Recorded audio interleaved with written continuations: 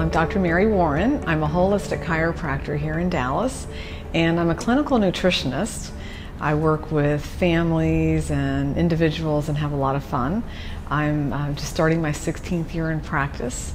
I moved here from Florida 19 years ago to attend chiropractic college at Parker, and I have a wonderful husband. We have no children. I always tell families we bring a fresh energy to the party of not having children, which is in some ways fun. In other ways it gives us a lot more room to work harder and longer. But we are both very food first oriented in our direction for what we do in our practice and how we approach wellness and well-being. 20 years ago, I made a decision to leave the interior design world that I was in and fulfill a more meaningful interior design, which is really beauty and wellness from the inside out. And I went into homeopathy, herbs, and nutrition, and was doing that as a technician in South Florida using a computerized program that's now actually a big part of my practice. And so I've come into chiropractic from a fairly unusual side door in that I was already practicing homeopathy, herbs, and nutrition before I decided to become a chiropractor. And you know, if you look at wellness and balance and what brings people into a place of health and well-being, it's really about removing interference, and it's about getting people realigned and getting people back into balance. And so it doesn't really matter how you're doing that. If you're, you know, doing it with foot soaks or chiropractic adjustments or cranial work like I do, or, you know, advising people on nutrition and how to eat better, and or maybe you're more in the rehab and the physical fitness arena and a sports, you know, chiropractic physician. So my orientation's always been about balance, and it's always been about nutrition and herbs and homeopathy. And as a result, my practice is a very holistic practice. I take a very holistic approach to what I do. And we do a lot with food and food first. And we always talk to people about how they're eating and what they're doing, and because we find that it drives the bus. You know, I've talked with a few people here just today as we were, you know, queuing up to have a little bit of a talk, and it's so fun to talk to people about simple things you can do that make such a big difference in your life and how you feel and how good you are and how vibrant you feel. And so eating healthy is huge. You know, it's every day, and it's easy. It's not about being complex, and it's not about being expensive, but it's about eating, you know, healthy, clean food. And so it's about this whole idea of having nutrition high and toxicity low. And we talk about that all the time. So when I opened my chiropractic practice 15 years ago, I knew it would be a different kind of practice. And you know, I look in a lot of ears. I cannot tell you how many ear infections I've seen in the month of April. Which is kind of crazy, but we're trained to do that. You know, I do a lot of cranial work with people, which is really gentle, soft, you know, work that rebalances the cranial plates and the cranial sutures. I also like craniosacral work, which is really gentle, hanging out and letting the body unwind. And so I do that sort of work. My chiropractic adjustments are low impact and low force, and people like that. I also see dogs and horses. I was certified 4 years ago to do animal chiropractic, and that's a lot of fun because with that, you know, you get a whole new vision on what's going on in people's lives, because, you know, these are either dogs that they're bringing to you, you know, people or patients, or horses that you see. So, and they don't have a lot of emotional baggage, animals, so they course correct pretty quickly. It's great to see how, you know, a dog will get up and run, you know, out of the office, or a horse will, you know, run right out to the round pen, you know, after they've been limping or lame or. Well, you know, pain drives people, but there are different kinds of pain. You know, sometimes people are in pain because they actually do hurt physically. And a lot of times people come in because they hurt physically and they have chronic neck pain or they have chronic shoulder pain, but they may not realize that artificial sweeteners are maybe what's driving that bus, that nasty little bus. They may not realize that their digestion is part of why they're having referred pain from their liver and gallbladder, which is going up into their neck, into their shoulder and cervical spine. So pain drives people, but I'm always looking for causation. I'm always looking for what's underlying the pain and what can we get to simplify and balance and nourish your body and your life so that pain becomes really a quick and distant memory. So pain definitely drives people in, but people also come in because sometimes they just want to tune up their diet. They know that I do a lot of nutritional counseling and I do nutritional supplementation. I saw a gal this morning who I see just for nutritional counseling. She's got 2 small children and she takes a little bit of supplementation that she gets from me, but it's really not about that. She wants to know how to be, a better cook. She wants, this session we had today was really about cleaning up her kitchen and cleaning up her house and starting to use cleaning agents and laundry soaps and all that sort of, and then body care that are really, again, low toxicity and so better for the household and better for her body. That was a lot of fun because we're just about to publish a workbook and that's chapter 9. So I said, hey, this is great timing because, we've been progressing through all these steps along the way and informally we've been doing what all the steps are and the chapters are about in the guidebook that we're about to publish. So that's a lot of fun to help people, clean up families and clean up living space as well. Okay, I'm going to give you 2 answers to that question. First of all, I'm going to flip the answer and I'll tell you what most people are missing. And most people are missing water. That's the biggest problem that I have in practice. And it did not take long for me to realize in practice that dehydration is my biggest problem. So I tell patients, if I can get you to understand the value of water and hydration, almost half my work is done because that's huge. And when you think about how dehydrated tissue, heals and regenerates versus hydrated tissue, it's like, oh, well, I think I want hydrated tissue because it heals and regenerates more quickly, right? It makes sense. So I'm not, out on some crazy big rant this afternoon.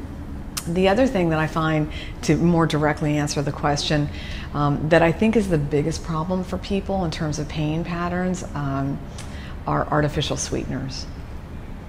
Artificial sweeteners create a lot of pain patterns for people that people don't even realize.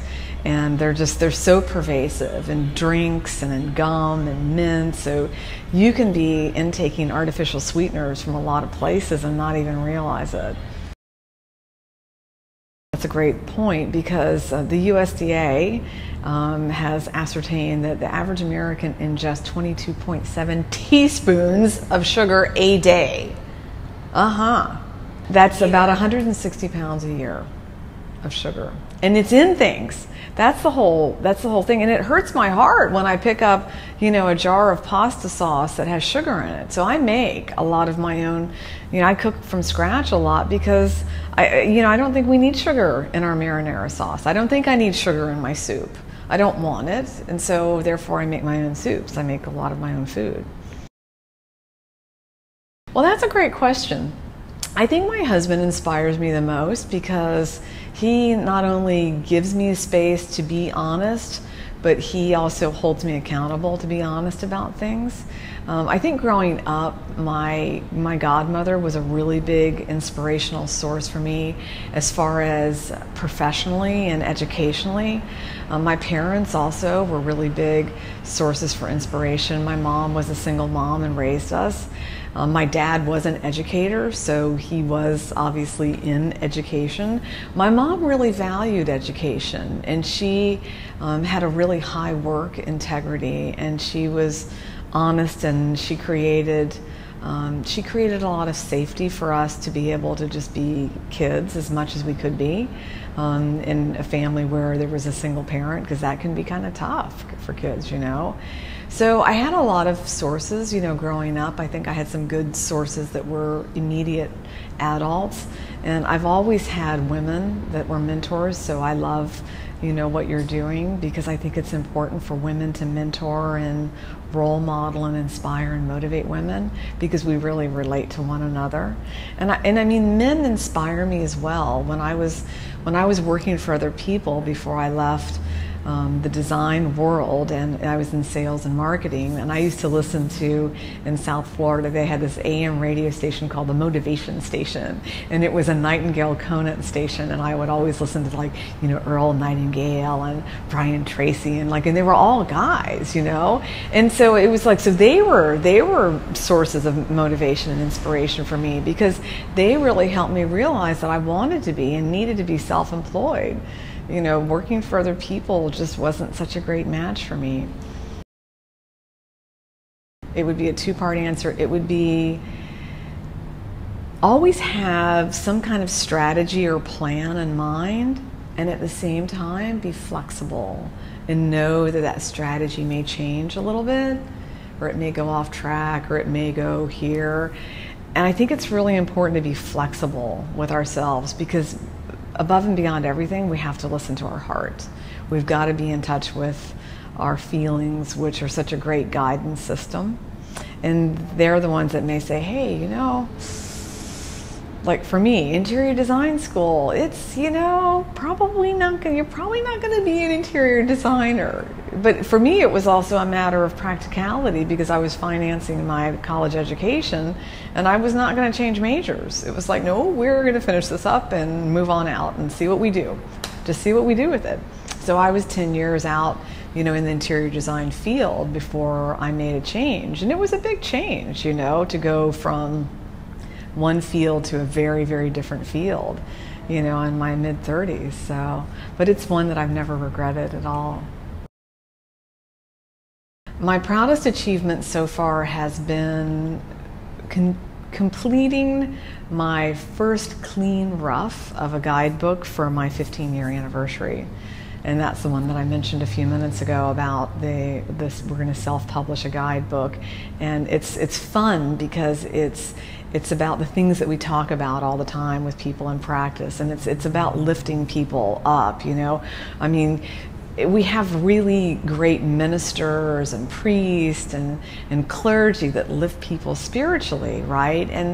And so this to me is a sort of, it's an equivalent, because if you're feeling clearer and better, then you have a better spiritual ear, right? Your heart is more open and clear because you're not foggy and groggy and, you know, grumpy and, you know, any number of other little, you know, dwarfs that aren't so pleasant to be around. That's a great question. I think balance is the big one for all of us because balance is so unique and individual. And the things that I have found in practice, the things that I'm passionate about, are also the things that balance me. And if I were sitting on this stool right now and I had 3 balanced legs and one leg that was a little bit short, you know, I'd be wobbling back and forth and you'd be terribly distracted and the cameraman would be racing up here and straightening me out, right? So if we think about the 4 legs that keep us balanced in our health and our well-being, it's what I do all the time. So it's eating, you know, a really good clean diet where, again, you know, nutrition is high and toxicity is low. I stay well hydrated, and I like people to stay hydrated. I always talk about drinking half your body weight in ounces. So if you're 150 pounds, you want to drink 75 ounces of water a day. And you want to drink it throughout the day, just like a sprinkler or a soaker hose. So it's nice and even and slow. And then I think sleep, 7 to 9 hours of sleep every night is really critical. A lot of people don't sleep well, and that's huge. And then the last thing is movement, activity. You know, whether it's sitting on the floor and stretching, or maybe you're a member of, you know, a gym, or maybe you like jazzercise, or maybe you're a walker. I do recommend that people cross-train because I think cross-training is the best, whether you're doing, you know, weights or walking or yoga, stretching, you know, whatever it is, but it's really critical to be active. And I think the older we get, the more we realize how important it is to stay in motion and to stay moving.